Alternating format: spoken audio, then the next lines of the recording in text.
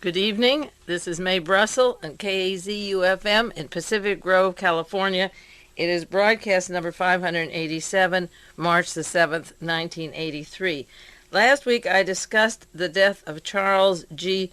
Bluhdorn, Bluhdorn, of Gulf and Western. He founded Gulf and Western and went briefly into some of the high points of his biography coming from Vienna in 1942 at the time of the war, and how he built a multinational corporation that eventually began investing with Michael Sindona, God's banker, from the Vatican funds, investing into the banks in Europe and into the Franklin National Bank in the United States, and then merged with Business Deals Gulf and Western and Sindona. The Vatican bought 50% of Paramount Studio, and they merged with MGM and with Music Corporation of America.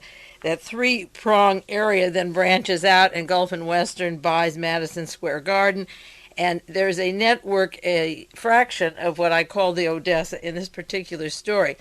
Now, I've taken certain elements of the program or the news that I've accumulated on these particular branches. Many of you have heard the broadcasts on MGM and Kirk Kerkorian before, but I'm breaking down these disparate groups that seem isolated from each other, that touch the areas of Evita Peron, the Otto Skorzeny money, Otto Skorzeny with Mr. Wilson of General Electric funding Ronald Reagan. And I have it into packages to discuss so it isn't too confusing, and then an overview, which I'll continue to do, and I began last week. But next week, I'll go back to part 2 of Gulf and Western, Michael Sindona, Madison Square Garden, MGM, Music Corporation of America, Ronald Reagan, Richard Nixon, and the links to J. Peter Grace, General Electric, and Errol Flynn.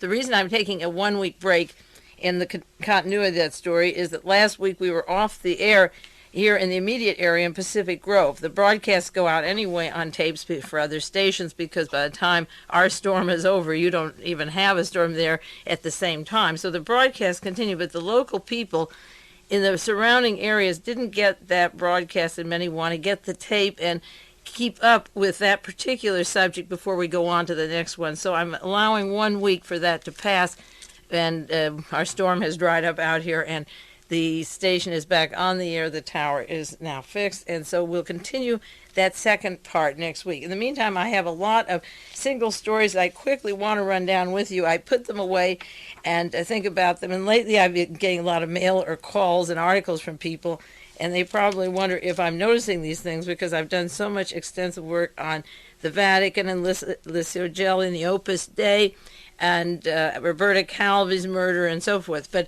these are not isolated from the things that I usually study, and I'm studying them simultaneously. So I do want to run through some very quick items that are important and share those with you. And then next week we'll get back to the Gulf and Western Vatican and that network, that can of worms, or a web, or I prefer to call it the 1,000-year Reich at this point. Many people called and were worried about the elections in Germany. The Conservative Party won. Yes, it won.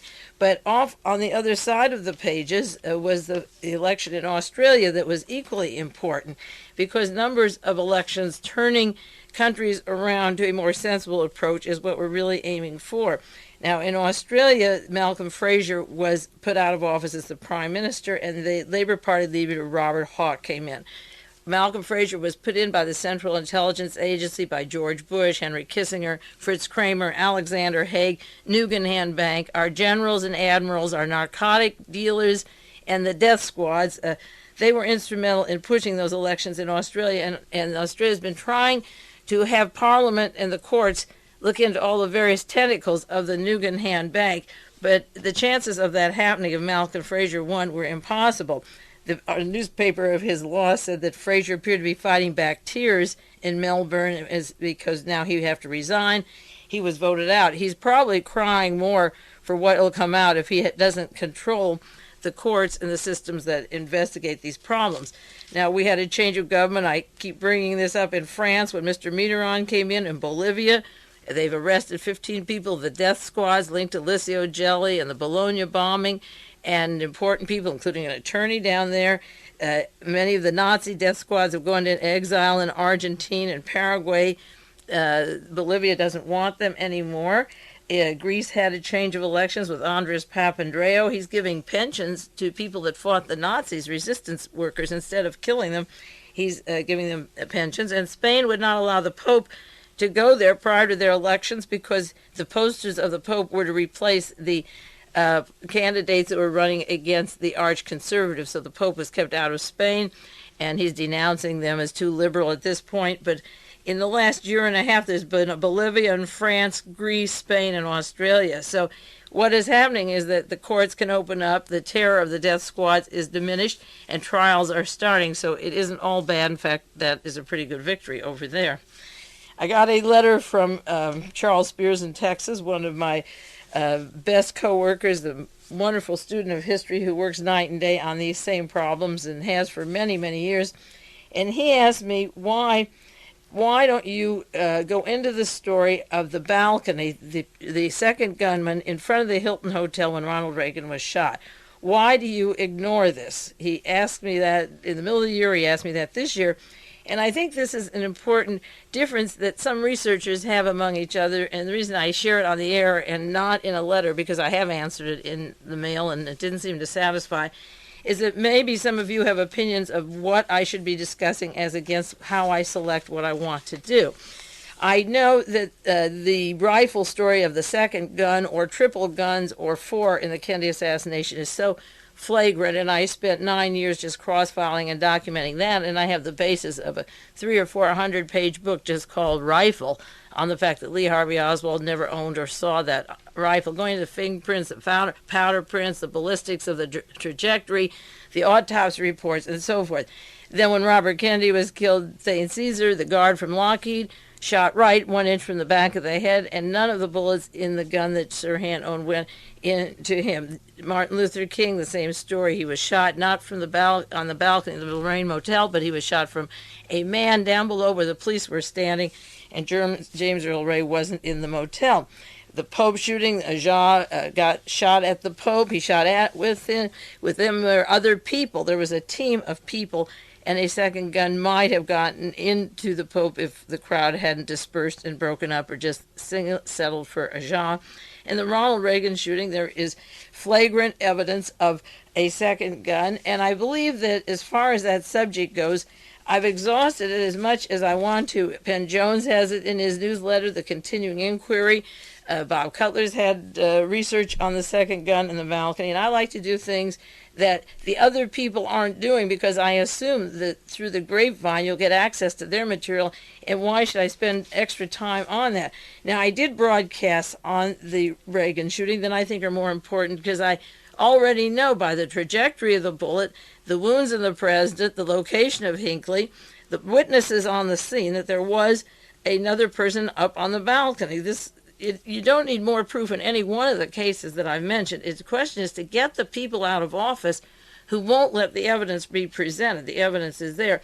Broadcast 486, this was in March 81, I had a broadcast, The Top Dogs Are Fighting. It had to do with Haig fighting Reagan, and the next morning the bullets went off, and that evening preceding, I listed the characters that were fighting each other for the power in the White House. 487, The American Assassins, and it had to do with the CIA, George Bush, Alexander Haig.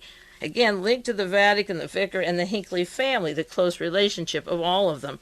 488, the similarities between the John Kennedy and the Ronald Reagan shooting, entire broadcast. 489, on Edward Bennett Williams, the attorney for the Hinckley family, for John Hinckley, who represented everyone from Lucky Luciano to Vesco to E. Howard Hunt, the Mullen Associates. He's represented the killers, the assassination teams, the mobsters, the political conspiracies. He's right in the middle. He's Mr. America in terms of covering up and representing the intelligence community. And 490, I did a broadcast on the Hinckley family because they were about to move to Guatemala, where we have now a good Christian, not a Catholic, in Guatemala, running that country, a total dictatorship. They were to move there the day after Reagan was shot. If he had been dead, the Hinckleys would be in Guatemala today. And I did a broadcast on World Vision, the Hinckley family, Marvin Davis from Denver, Colorado, who also uses Edward Bennett Williams as the attorney.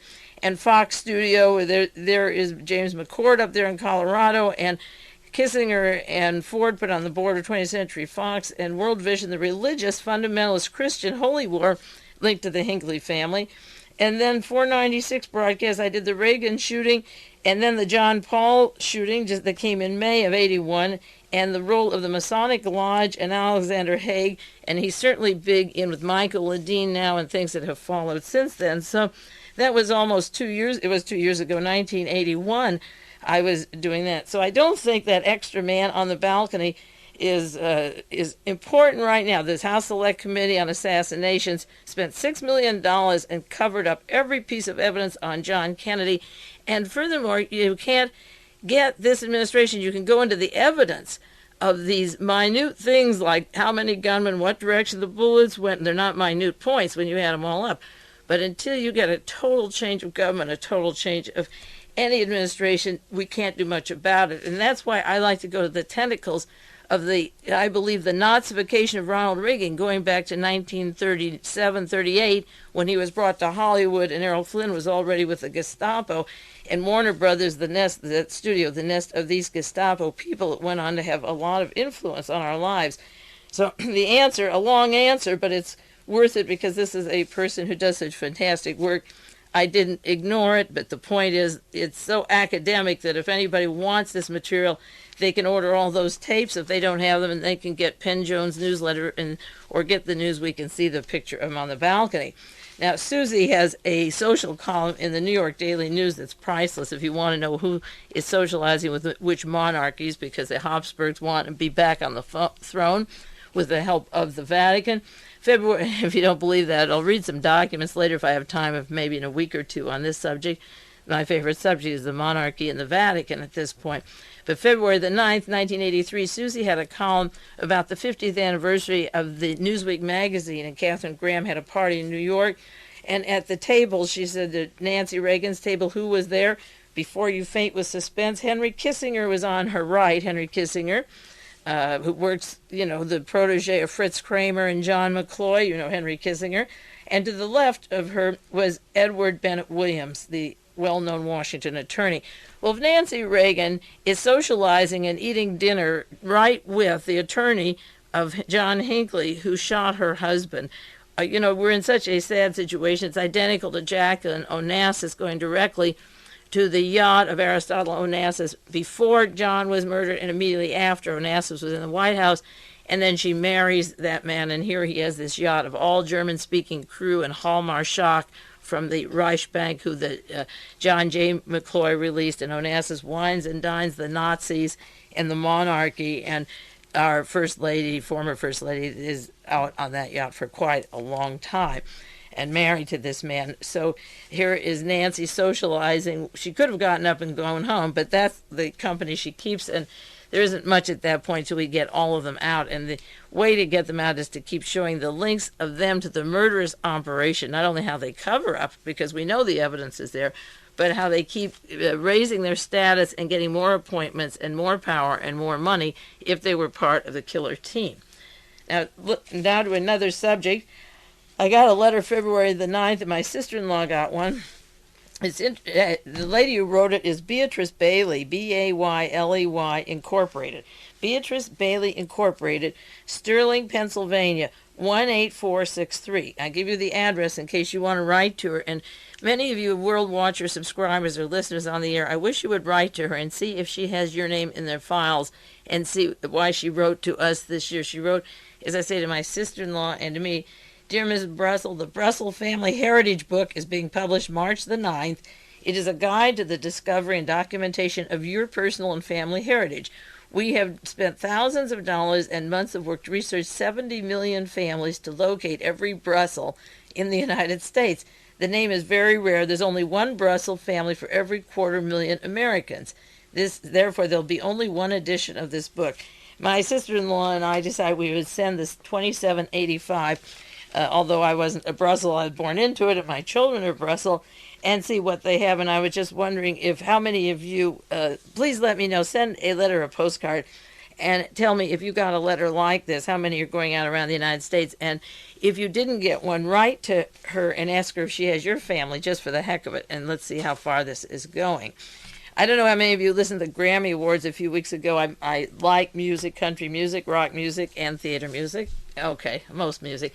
The whole thing was a real disgusting plastic, impossible. The awards were terrible, but at the very end, John Denver, who I can't stand, it doesn't matter whether I do or don't, he was the master of ceremonies, and they gave accolades to the music of the 40s and the 50s and the 70s and 80s, and then all of a sudden they have 10 minutes left, and Denver gets out and says, now I want to say something about the 60s, because without that, we wouldn't have the energy in the music field we have today, that this was the breakthrough. So he started to sing a Beatles song, which is practically sacrilegious, hearing it come out of his mouth. But at that point, he stopped singing, and then Joan Baez made an appearance just before they were ready to close, and she sang the Bob Dylan song, Blowing in the Wind, and it was a tremendous finale and a remembrance of what the genius of the 60s was as compared to the plastic that followed afterwards. There's been nothing like the 60s in music. And after she sang Blowing in the Wind, she began the song, Has Anyone Seen My Old Friend John? That song is about the death of John Kennedy, Abraham Lincoln, Martin Luther King, and Robert Kennedy. And they sang that, and then the cast, not the cast, the award winners were on the stage, ending with the song Hair, Let the Sun Shine In. And those last 10 or 15 minutes were just like a breath of air that brought back an era where there was hope in this country, and hope was personified in the music. And when all the trash of the 3 hours was over, it was something to bring back those memories. It was very vivid in my life and my family's life to hear those songs. And I thought, you bastards, you could kill the musicians, but you can't kill the songs, and the era will come back and flower, and it will be remembered as the Renaissance in America, where there was this opening up, and no matter how hard they try and how plastic it becomes, you still can't put things back. Like John Ehrlichman said, you can't put the toothpaste back in the tube. And along those lines, the London Observer had an article January 23rd. Mary of Peter, Paul, and Mary was singing Bob Dylan's Blowing in the Wind outside of the Mariona prison in El Salvador. She went down there with a group of people to see about the human rights condition, and the London Observer has a story. This is the top story. Land where mere 3,000 murders is progress. And it says that in 1981, the government killed 14,000 of the citizens, men, women, and children. In 1982, they only killed 5,000, and then it went down. The last figures from the last period was more, to maybe 3,005 to 3,000. The application for land reform that they're going to take away now, it was only to last until March 23rd of 1983. There were 58,000 applications for land. The land is owned by 14 families, all of El Salvador, and they had more than 58,000 requests. 400 were granted, 400 people out of 58,000. So they said where 3,000 murders is progress. So the President of the United States, Ronald Reagan, asked for $60 million to send down there to increase. Last year it was $237 million for El Salvador. Now it's another $60 million to hold up the lying figure of the domino. I also got a phone call from a friend in New York, a long subscriber to World Watchers. Am I going to talk about the Environmental Protection Agency? I wasn't, but I will. I'll talk about one dump in California. Many of you know about it. Maybe you know the story called the Stringfellow dump, because the use of the environmental protection and the bringing of the medflies. I did 2 or 3 broadcasts on Jerry Brown and how the chemical companies and the various CIA organizations, the CIA planes, were bringing in these fertile flies to cause a problem that would be financially bankrupting the state of California and make Jerry Brown look bad. And at every airport and on the streets of Carmel, there were sweatshirts about the medfly and Jerry Brown, and posters just all over the idea of linking him to being responsible for that fly. So I know that California was a political target getting ready for Pete Wilson. Mr. Casey of the CIA was out here for him, and Mr. Kissinger and Mr. Ford all campaigning for him. So they wanted him desperately, and the money that would have gone in to the canal was held up purposely because they didn't want the people to vote for Jerry Brown, that he got them something that they had wanted, the $5.1 million of the Stringfellow dump. Now, the Stringfellow dump is a place where a lot of the cabinet of Ronald Reagan have dumped their chemicals.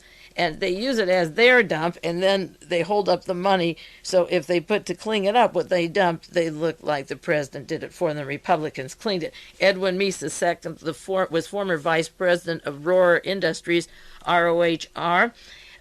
He's the president's counselor. His company uses that dump. He worked there from 1975 to 1976 at Rohr Industries. Dart Industries, Justin Dart from Northbrook, Illinois, uses the dump. Used it until 2 years ago. Justin Dart is from the kitchen cabinet of Ronald Reagan, one of the very first people to put him into office, and has a home up here in Pebble Beach. Attorney General William French Smith and his wife are shareholders in two companies that dispose in the waste. What do you think they are? Northrop Corporation and General Electric. General Electric was the large corporation that merged with J. Peter Grace and I.G. Farben, and Mr. Wilson, who founded and head of General Electric, and they put Ronald Reagan as their candidate in GE Theater, touring him around the country with electric companies. We'll get back into that later. But Northrop is the company that just got the contract from John Lehman, Secretary of Navy. He was their lobbyist in that controversial contract from Abington Corporation. So you have a man making an airplane, cost overruns is to be accounted for, an airplane that's defective.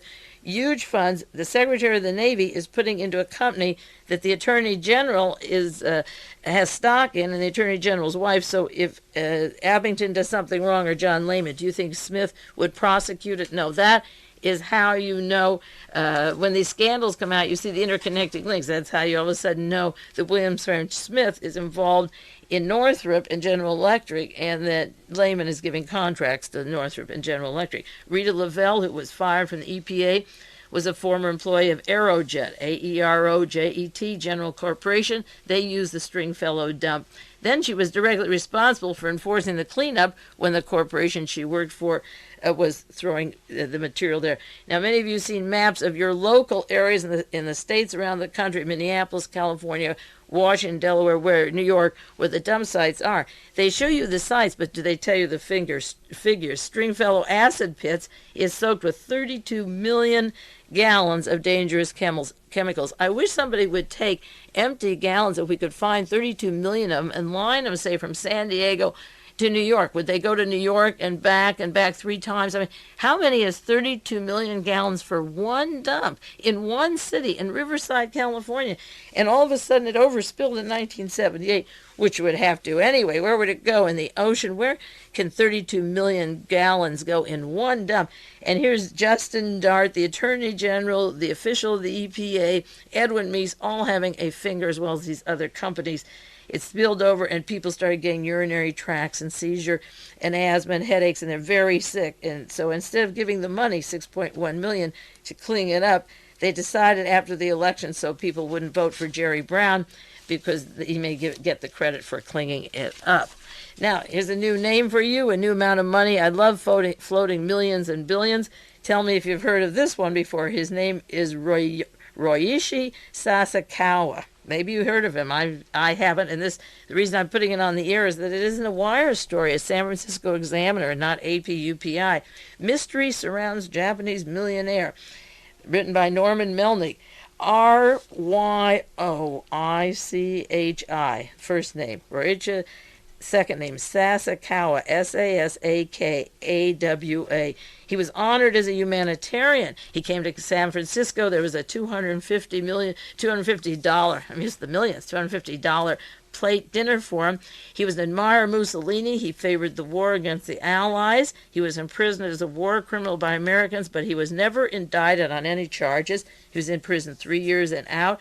It says he's donated millions of dollars to humanitarian causes, but only mentions one. Had a press conference and got a Medal of Humanitarianism from Linus Pauling and Mayor Feinstein from San Francisco and Carl Sagan from Cornell University.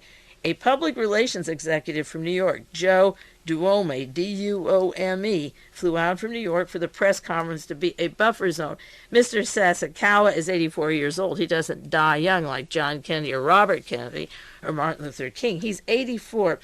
He doesn't speak English, but he was a buffer, and they paid $250 just to look at him. Okay? Now, what does he do? The press conference involved discussing certain allegations and connections. Was he the Japanese underworld? He's been accused of connections with the Japanese mafia.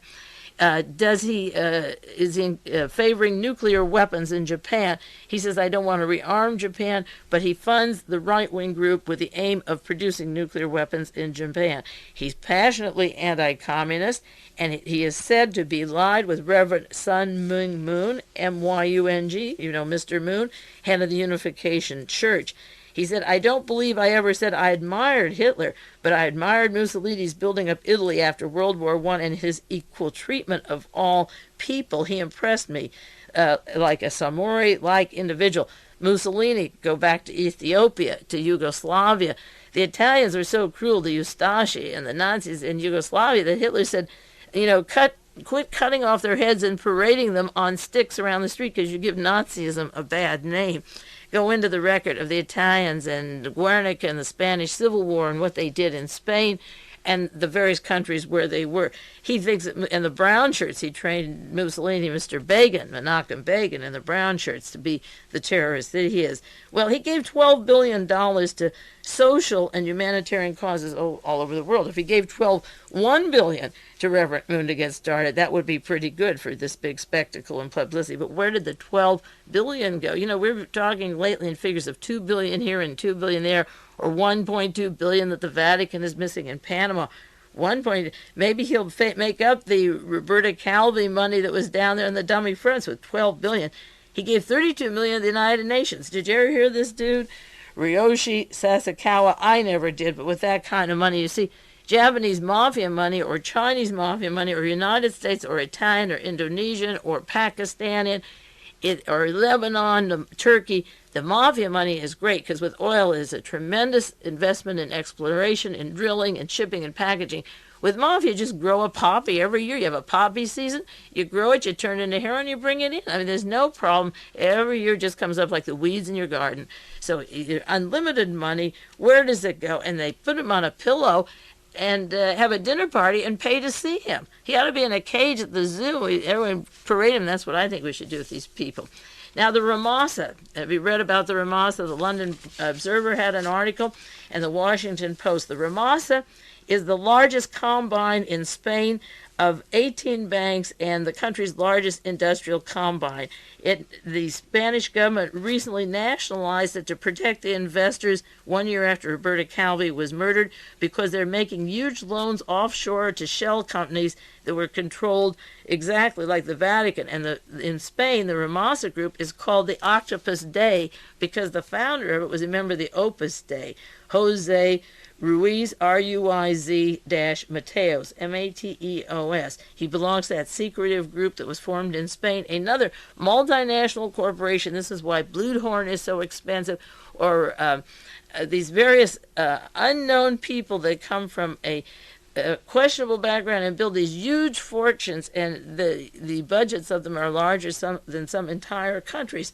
Well, Spain realized that they were taking money out. There was a question in the book of $770 million discrepancy. They didn't wait till they got to the $1.2 billion. And they nationalized the entire company and took it over, and money was being sent out. Now, in France, Mr. Mitterrand has stopped and prosecuted some people for the flight of capital. Our banks are collapsing like mad, and nobody's explaining where it's going. 50 million here and 40 there, or like 45 million from the Franklin National Bank. We're left with the debts and to assume the problems of federally insured banks, but it's going to these other people to start other businesses. So the Rumasa has been nationalized by Spain to stop that process. Now an update on the Fritz Kramer story with you. I got a letter from Congressman Panetta. I had asked him to check into Carlisle, Pennsylvania. He had written and said they had information on General Fritz Kramer in the United States Army. Our Kramer, Dr. Fritz Kramer they call him, not General, I'm sorry. And when I wrote to them, they said they didn't have any information. The U.S. Army military history at Carlisle, Pennsylvania. So Congressman Panetta wrote back and said they didn't have any history of him 1944 to 46. Now, the war was over in 1945, and if he was teaching the Army generals at Omer Amagaw, why wouldn't they have a record of him? And I also asked for a photograph of him. So Fritz Kramer, I want to see his face and see if our Fritz Kramer in the United States is General Adolf Hitler's Fritz Kramer. So Congressman Panetta wrote that he wrote Major General Charles D. Franklin, Chief of Legislative Liaison, Department of Army, and he said, I'll notify you as soon as I get a response. That was dated February the 7th. I waited a month to put on the air, and we haven't heard about that. But I am still going to pursue that if Hitler's general, Fritz Kramer, is the Nazi war criminal that came and ran our Pentagon from 1948 on, I want to know it, and I'm pretty stubborn. I give it a little time, a month here and a month there, but we'll check that out. Now we'll take a 1-minute break, and I'll be back with you for the second half of this broadcast. Good evening. This is Mae Brussell. This is the second half of broadcast number 587, March the 7th, 1983. Just a few items about the Pope, the Auschwitz Pope. He was down in El Salvador and got a tremendous welcome down there. Many of you followed his trip. He admonished the people in El Salvador to not make a point about the murder of Archbishop Oscar Romero, R-O-M-E-R-O. The account said, this is a San Francisco Chronicle, the pontiff pointed an admonishing finger to the leftists, reproving them for using the late Archbishop Oscar Romero as a political symbol.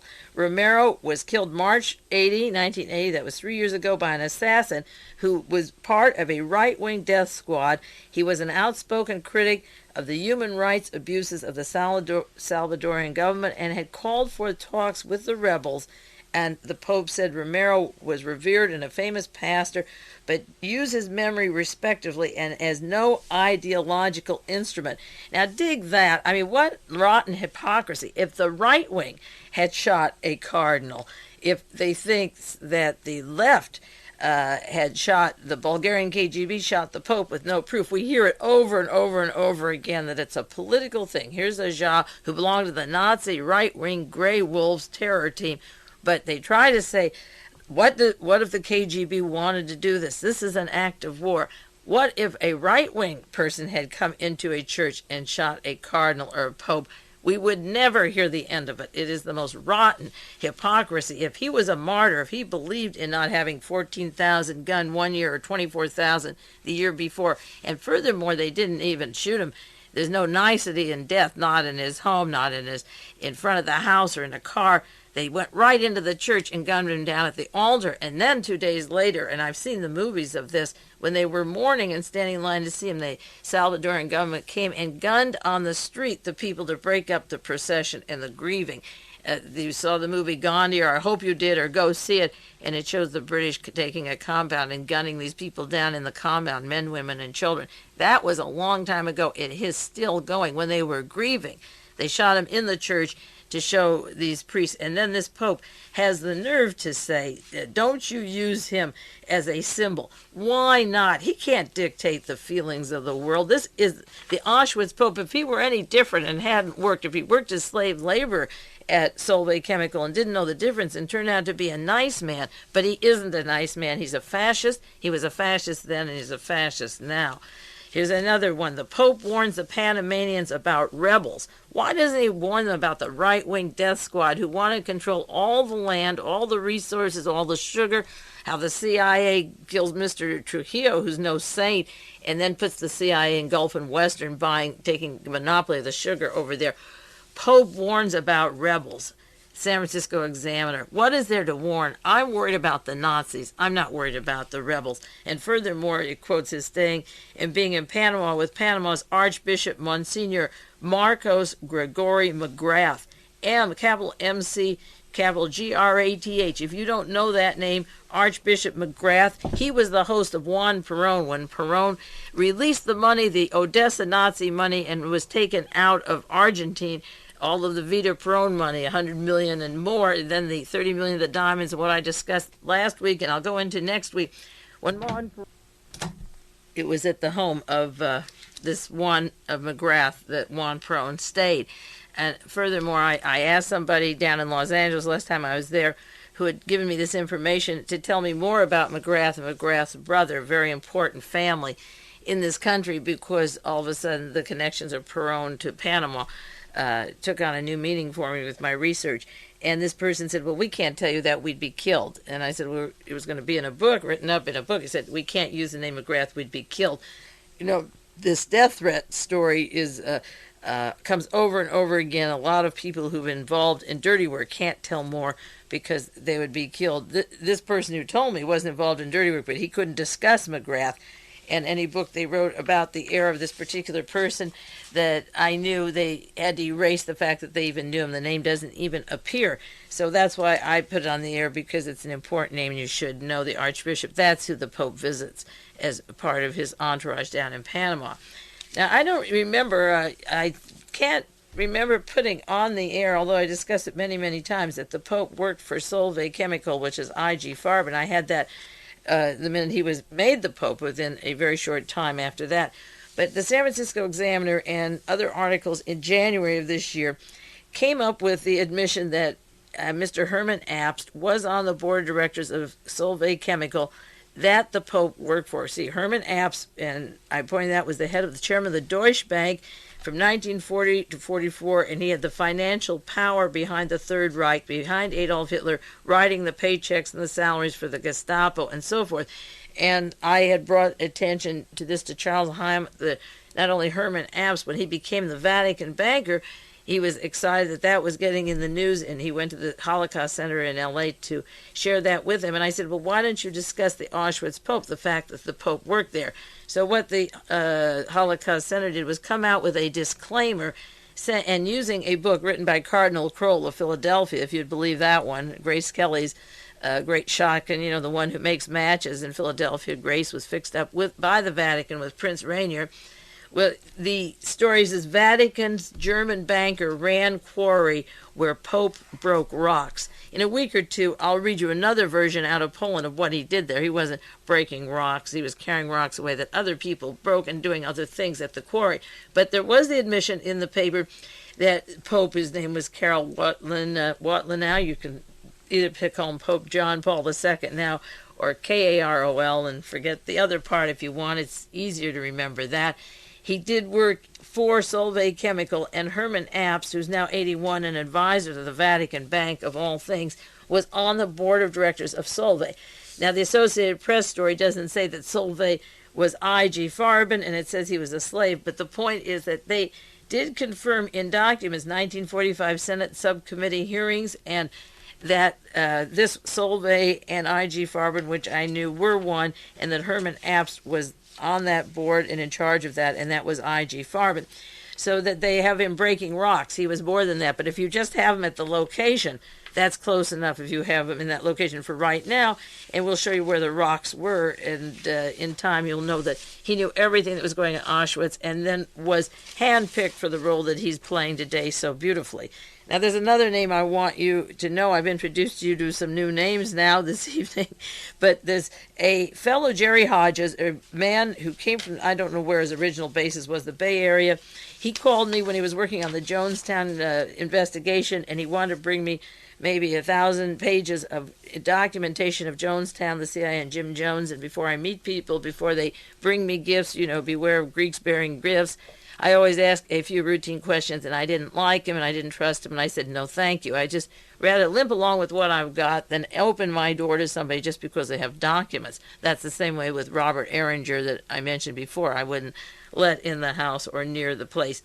In fact, some of these people, I say, I'll just call the police. If you come down the path, I'll call the police. You know, I don't want you around. Well, Jerry Hodges went on to Germany, and I won't go into the travails there, and then he became friendly with a researcher in Philadelphia, Sandy Meredith. They're very close. In fact, Sandy just did the story in Mother Jones on the space, and we'll do that, the future space stations, and I'll do that later. And Jerry has been a troublemaker with Gabrielle Weber in Germany, causing a lot of problems there. She's done monumental work in exposing colonial dignidad for the human rights groups, and that's the torture center down in Chile that borders on Argentina, and he's given her a lot of trouble. And then just recently, in February, he wrote to John Judge, one of the best researchers in the United States, and he knows that John is familiar with everything I do and has taken the tapes. John and I have exchanged information for the past 12 years. He wrote him a letter. He sent him a copy of the article, the German article about Hermann Abst and the Solvay Chemical and the Pope working there. Then he sent a translation. But this is what he sent to John Judge. He says, John, if this article is true, now this was an article by McGraw-Hill that said the Pope was a consistent opponent of Nazism. This is McGraw-Hill, the cardinal from Philadelphia, saying, and that he was forced into labor as a victim of Nazi repression. That's what the article said. That doesn't mean it was true any more than Lee Harvey Oswald fired 3 shots at the president. But McGraw-Hill published it, and that's okay. He said, John, if this article is true, you should immediately retreat your charges that the Pope was a high-level employee of I.G. Farben and a Nazi collaborator. We never said he was a high-level. He was a protege, any more than Ronald Reagan was a high-level executive of Warner Brothers when he first got a contract for $200 a week. He says, I am assuming that Mae Brussell is also making these claims. Such intemperate charges can only do irreparable harm to the integrity of our work. We don't work with Jerry Hodges. I want you researchers to know, if he ever reproaches you, any of you, it is not our work. John and May do not work with Jerry Hodges. He said it raises serious doubts as of whether you can be considered to be on the left of the political spectrum. I am not on the left of the political spectrum. I am not left. I'm not right. And I always use the example, or it's the most simple example, if Sirhan's gun holds 8 bullets and there's 10 that the police and FBI have that came out of the Ambassador Hotel when Robert Kennedy was killed, I want to know where the other 2 bullets are. It's not that I'm a communist. It's not that I'm a Bircher. I want to know how many people were shooting and how close, we know how close the bullet was to his head, behind his ear, and where the man was and where he worked who shot that. Now, we know those things. That has nothing to do with the political spectrum. If the left kills, I want to know. If the right kills, I want to know it.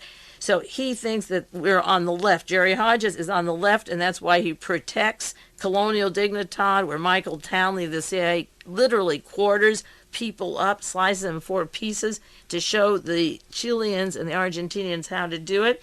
He says, you should apologize immediately. He underlines, you also owe me $15 for the translation, and any further documents on apps can be purchased for $25 a page. I still need an answer to questions concerning the nature of Mae Brussell's relationship with Gabrielle Weber.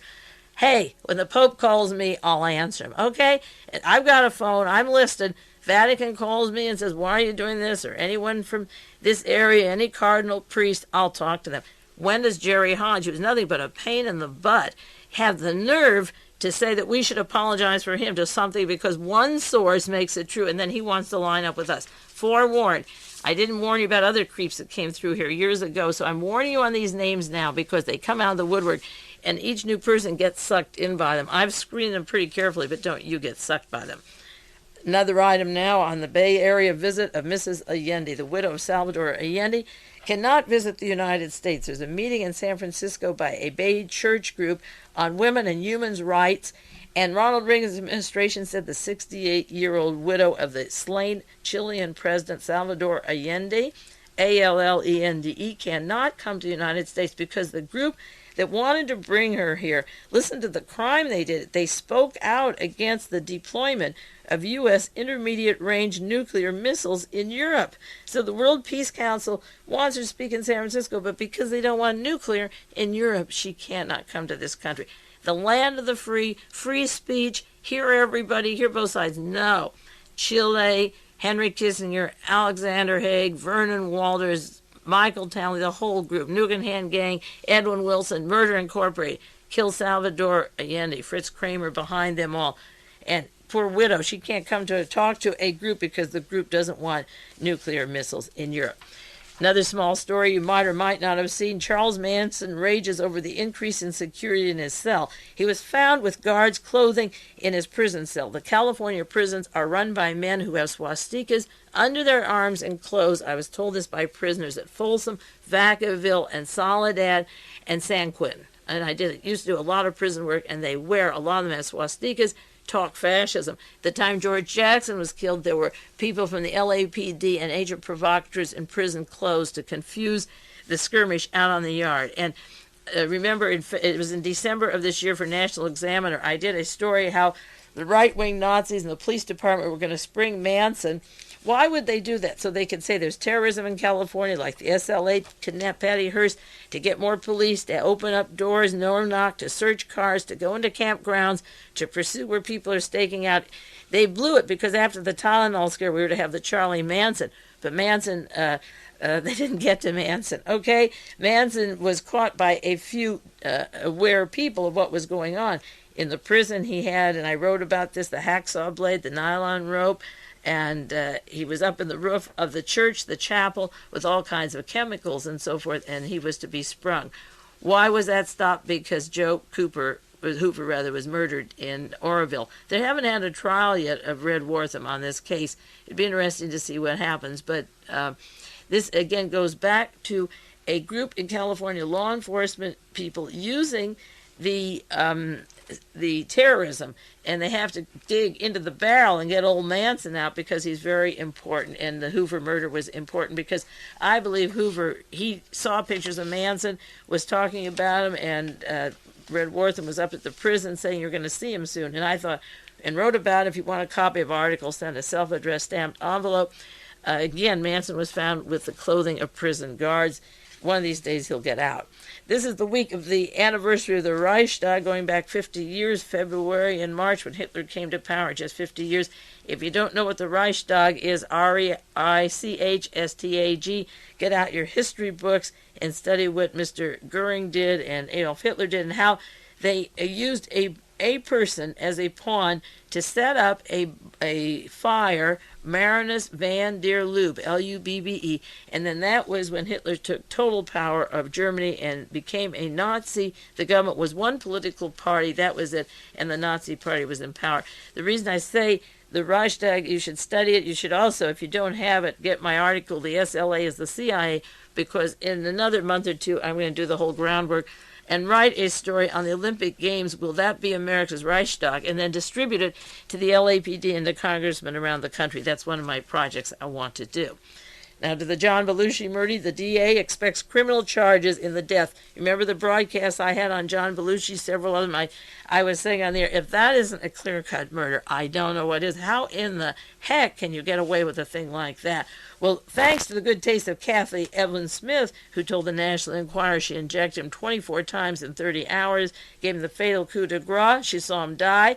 She went out of the place, picked up spoon, cocaine, and distributed around and handed to the police, who were then waiting for her. She was on probation, and she says, oh, here's this stuff she brought back. If she were on probation, she would have taken all this stuff and thrown it in the ocean, which isn't too far from where they were, going about 5 or 6 miles and thrown it out.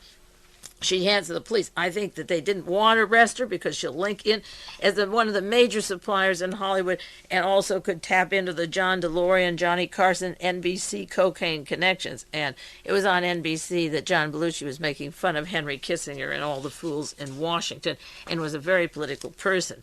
Now, Klaus Barbie doll is in intensive care after hernia.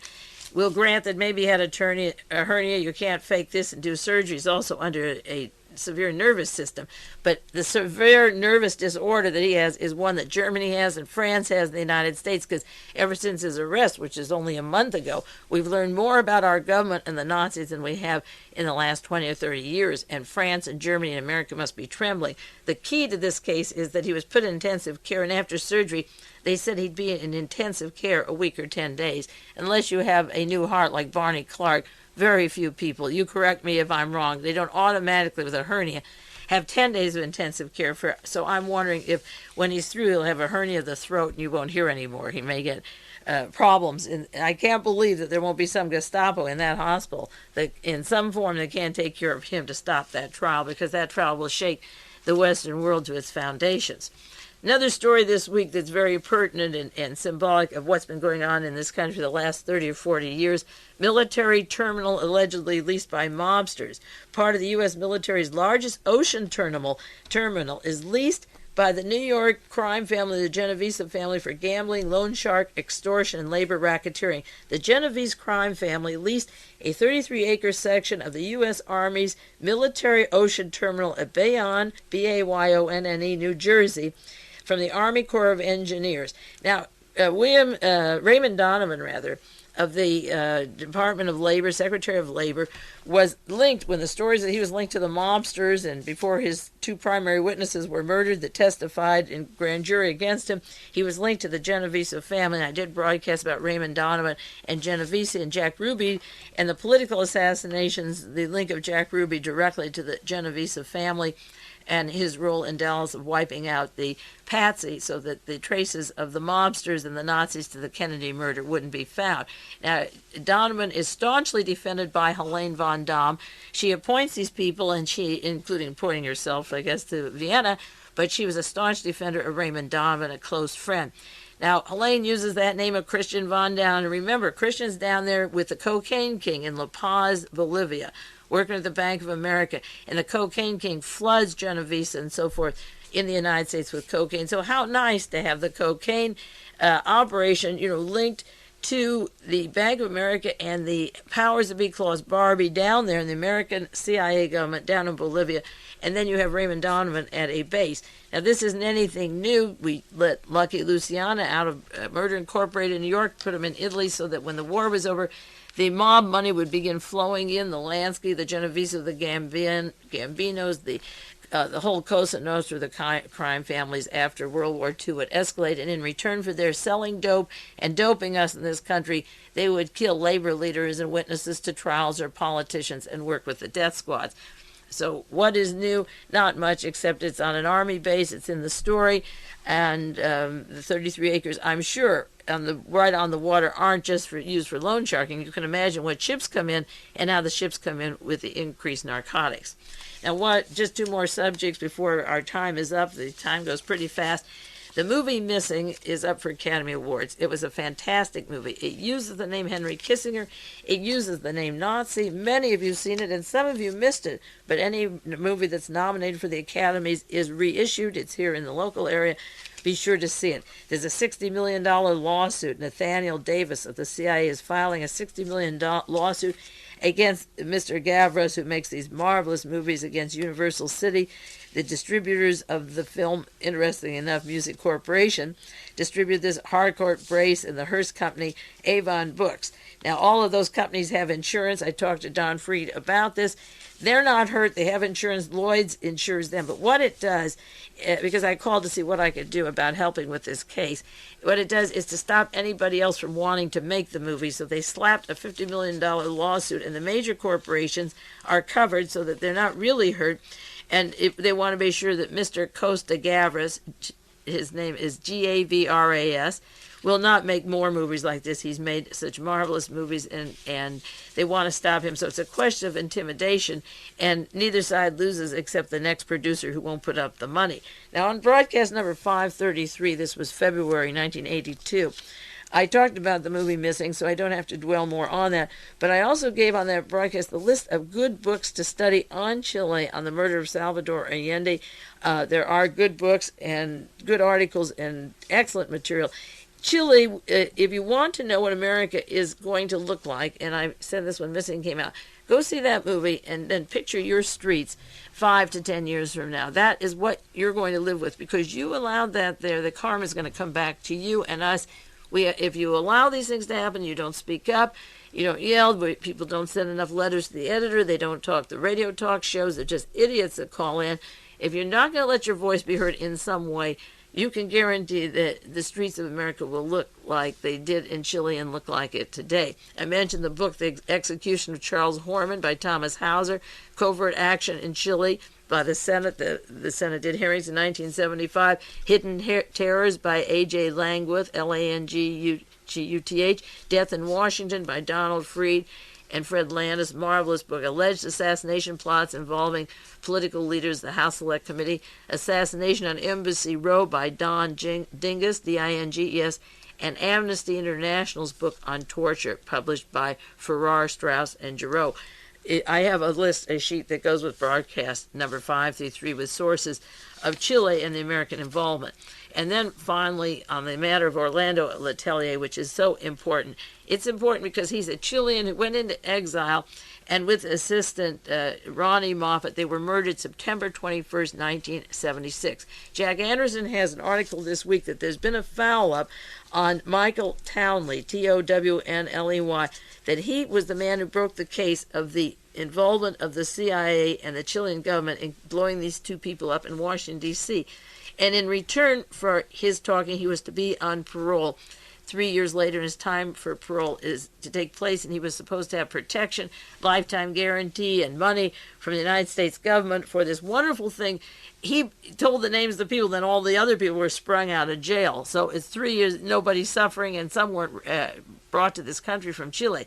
So the government fouled up the identification program, and Jack Anderson was claiming that there's been a foul up on the protection of Townley. And I'm asking the question because I know it's true. They purposely gave the tape. There was a tape recorder with information and names they gave. They gave it in the hands of other prisoners who heard it and blew the cover. Why? Because then they have an excuse to say, anti-Castro Cuban wrote to Townley and says, "You will pay for your life." He was warned, "In no part of the world will you ever live in peace. The long arm of the Cuban exile government will overtake you, your wife and your children, your most precious things you have. Don't allow the blood in their veins to stop running because you are a traitor." Now, this whole anti-Castro Cuban exile movement is 125% CIA. So just like Kevin McCullough, who broke the story of Edwin Wilson, and 5 years before Edwin Wilson was brought in, he was murdered 2 weeks before Edwin Wilson's trial. Roberta Calvi, member of the Mafia, the Opus Dei, the Masonic Lodge, the initiation of the lodges, you get hung by the neck if you talk. He was hung by the neck. Many of you saw that movie on television. So the thing is that this protection plan would work if they wanted to protect Townley. But why should he be protected? And the main point is that not only is he not protected, but the anti-Castro Cuban CIA want him out of the way. And why do they want him out of the way? One reason is George Bush was CIA director. Don't ever forget these dates. January the 30th, 1976, until March the 9th, 1977. Orlando Letelier and Ronnie Moffat were killed by the CIA, and Mr. Contreras and Vernon Walters and Alexander Haig and Henry Kissinger and Fritz Kramer and company.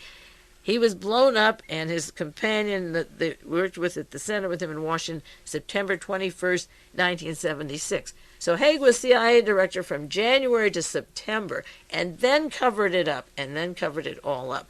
And he wants to be president of the United States. Why shouldn't he be? Lyndon Johnson was, and Richard Nixon was, and the blood dripping out of their hands, direct involvement in the murders of the presidents that came before them, or murdered Robert Kennedy, John Kennedy, and so forth. Martin Luther King.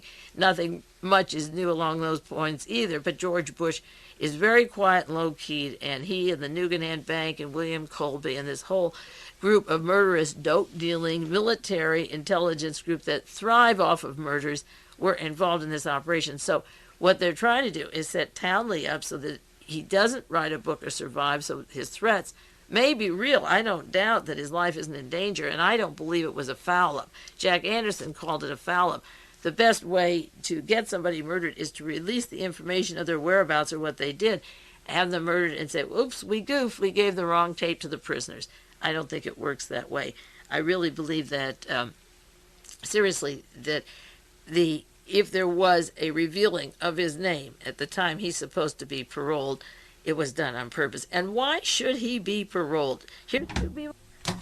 Incidentally, this Michael Townley worked for Ford Motor Company, for NASA. Family is involved in intelligence, and I don't see any reason, if he had a role in killing 2 people, he should pay the penalty, and that's it, period. He gives the names of other people, and the prosecution says we're ever vigilant, we want everyone involved. Then 50% aren't extradited, and the other 50% are released from jail anyway, and then Townley walks out, and that's exactly and identical to the way the courts ran in Nazi Germany. There's so many stories that I want to share with you, and we never do have enough time, but maybe I have just time to tell you. If you see any articles about a lawsuit taking place in Cincinnati against Merrell Dow, Merrell Dow, the chemical company, on birth defects of young children when mother took medicine when they were pregnant, save those articles. The court is looking into these lawsuits involving 7 families now of children born without limbs. I'll do a lot more with you. This is something I've been studying and wanting to investigate further. Save those articles. The cases are going on now for the 7 children and their parents. The mother took a particular medicine called bendectin, Bendectin, And from all over the country, those of you that take the broadcast and listen to them and take the tapes, save me articles on that, and I'll share with you my reasons for concern. But I don't want to start that subject now because the time is up. Next week I'll be getting back to, as I say, part 2 of the Charles Bluhdorn story. I see a pattern here of people such as Henry Kissinger, Helene vonDamm, Peter Drucker, Fritz Kramer, Charles Bluhdorn, and Carl Wiedenbach, Weidenbach. Maybe one of the most important names, along with Fritz Kramer, Carl Wiedenbach, otherwise known as Colonel Charles Willoughby, the chief of intelligence for Douglas MacArthur in the Pacific region, who of course, would tap into this notorious Japanese anti-communist in the Pacific, and the Reverend Moon connections. Wiedenbach taps directly to Moon, so that there's a connecting link. I'll be getting into those stories and getting back to the web network, but once in a while I like to update some of these single items because they're very important and I don't want to lose the traces. In the meanwhile, you take care of yourself, and I'll be back with you next week. This is Mae Brussell on KAZU-FM, KAZU-FM Radio, Pacific Grove, California.